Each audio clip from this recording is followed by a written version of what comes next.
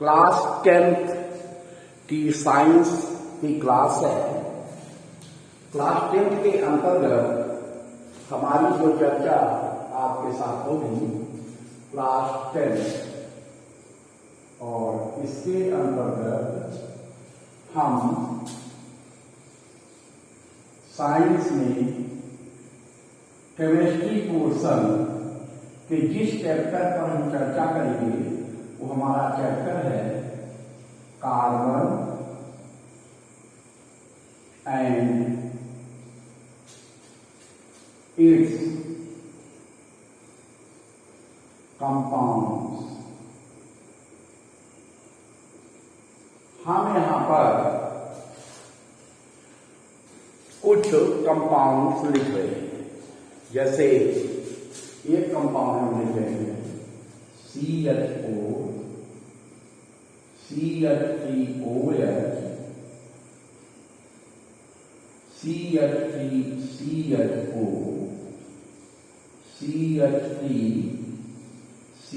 CH3COOH. This is methane. This is methanol, and this one is methanol, not methanol, ethanol. There are two C. Ethanol, and this is ethanoic acid. ये सब organic compounds हैं। तो हम पहले आपको define करना चाहेंगे कि what is organic compound.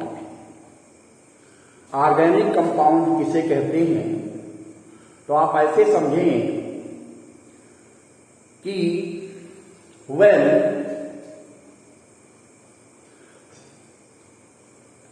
such compounds are formed in which, जब ऐसे कंपाउंड फॉर्म होते हैं कि इनमें when such compounds are formed in which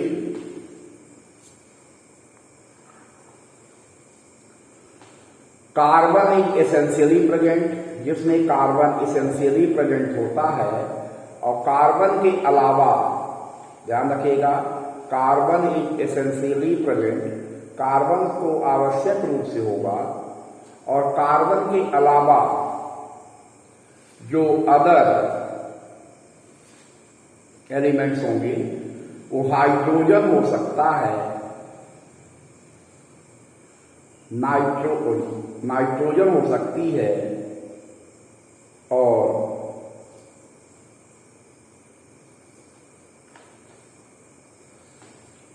halogens हो सकते हैं। हैलोजन्स के अंतर्गत जो कंपाउंड्स आते हैं वो वास्तव में फ्लोरीन है, क्लोरीन है, ब्रोमीन है, आयोडीन है।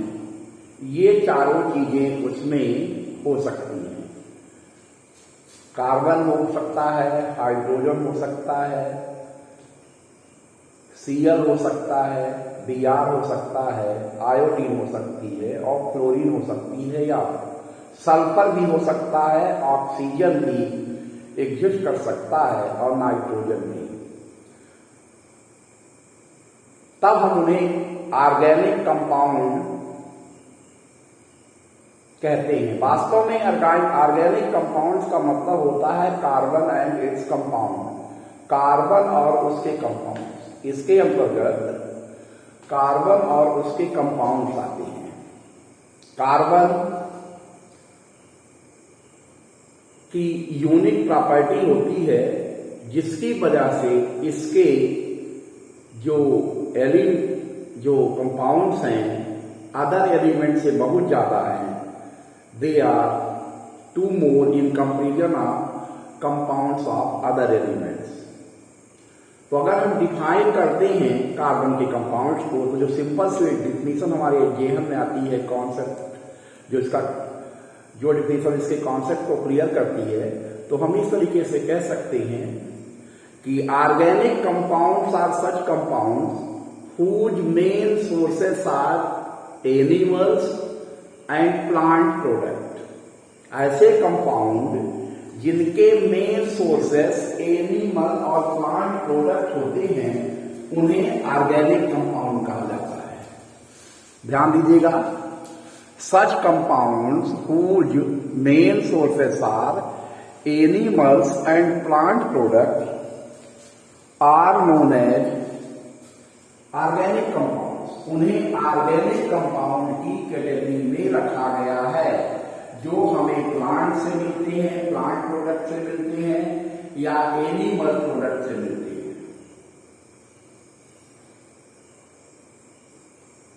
आप ऑर्गेनिक कंपाउंड के होने की जो इसेंशियल कंडीशन है, पहली चीज तो उसमें कार्बन का आइटम होना चाहिए।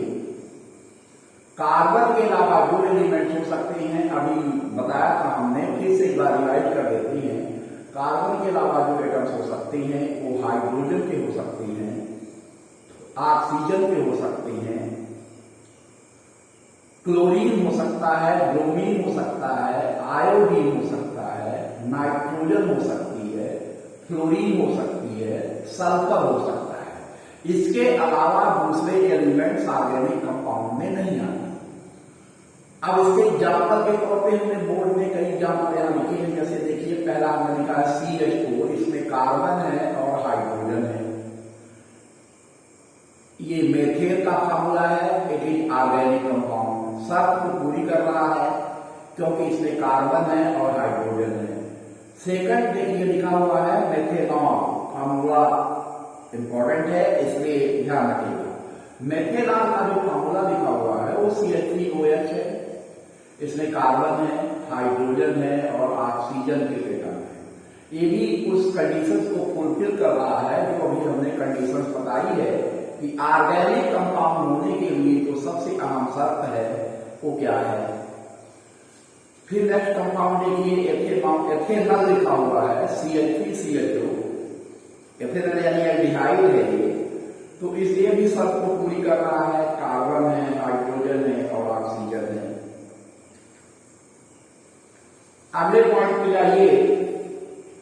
अगला जो एग्जाम्पल है एथेनोइक एसिड लिखा हुआ है, फार्मूला लिखा है CH3COOH, वो भी इस कंडीशन को फुलफिल कर रहा है। इसके भी जो एलिमेंट इसमें प्रेजेंट है, कार्बन है, हाइड्रोजन है और ऑक्सीजन है। इन सभी के जो सोर्सेस है एनिमल्स और प्लांट प्रोडक्ट होंगे, therefore they are organic compound. इसलिए ये ऑर्गेनिक कंपाउंड की कैटेगरी में आती हैं। ये जितने भी कंपाउंड यहां लिखे हुए हैं वो ऑर्गेनिक कंपाउंड होने की जो सारी कंडीशंस होती है उनको फुलफिल कर रही है। They fulfil the all conditions which are essential for to be organic compound. तो ये आपको ऑर्गेनिक कंपाउंड की डिफिनेशन को समझ गए होंगे। हम आगे बढ़ें उससे पहले यही एक प्रॉम्प्ट क्वेश्चन पूछ लेते हैं कि इस वीडियो में ऑर्गेनिक कंपाउंड के 4 एग्जाम्पल हमने लिखे थे, उनमें पहला एग्जाम्पल कौन सा था? फर्स्ट ऑप्शन, पहला एग्जाम्पल बताना है CH3OH, दूसरा ऑप्शन CH3CHO, तीसरा option CH4, fourth option none of the above. तो इनमें से जो आंसर सही हो उसमें जाएंगे प्रॉम्प्ट में आंसर देने के लिए और सही ऑप्शन पे क्लिक करेंगे। अब हम आगे प्रॉम्प्ट क्वेश्चन के बाद हम चर्चा करेंगे आपसे कि जो मेन प्रॉपर्टीज हैं ऑर्गेनिक कंपाउंड्स की वो कौन कौन सी प्रॉपर्टीज है।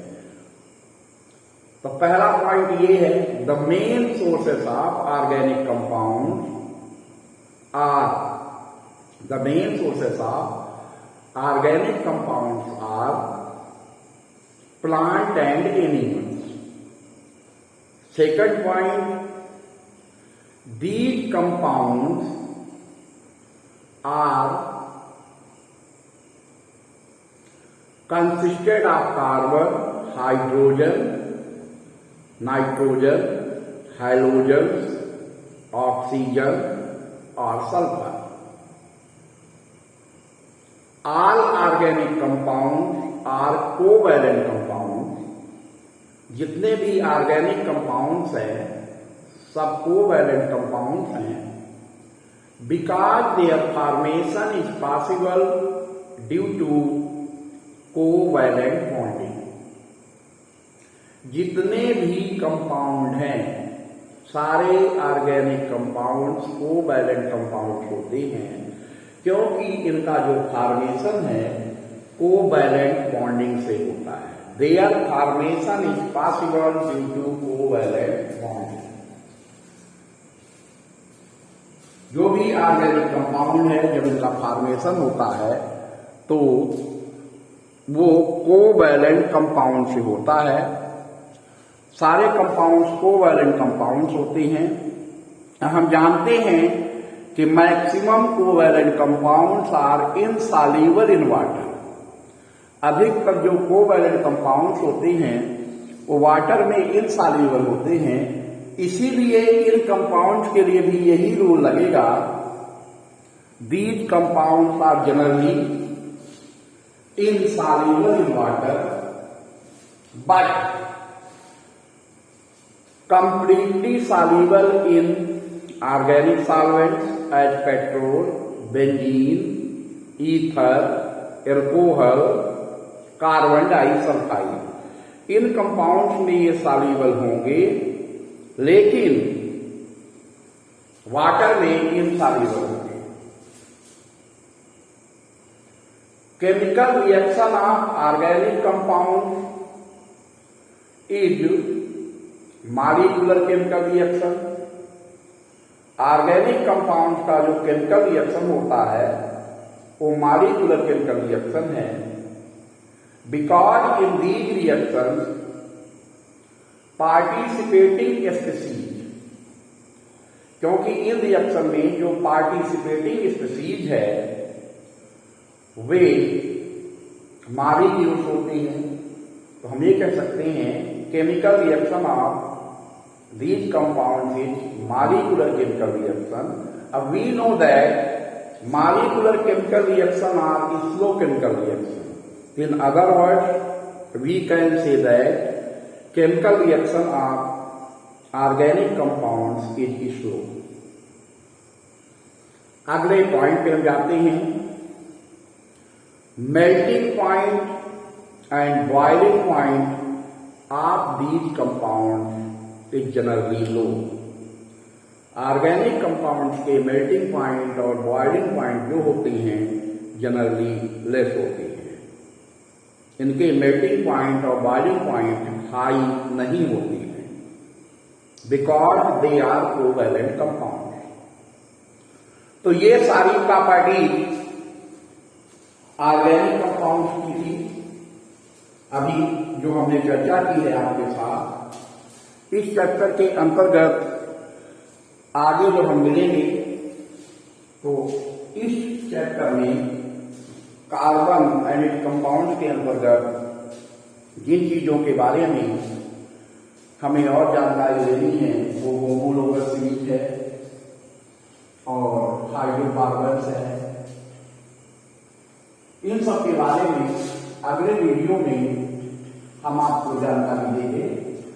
उससे पहले आप इस वीडियो को, ये पहला वीडियो है इस चैप्टर का, ध्यानपूर्वक इसे देख लें, सोच समझकर इसकी नोट्स बना लें और सोच समझकर ही इसके प्रॉम्प्ट के आंसर को भी सबमिट करें. जो आंसर सही है, जो प्रॉम्प्ट क्वेश्चन पूछा गया है उसको सही टिक करें.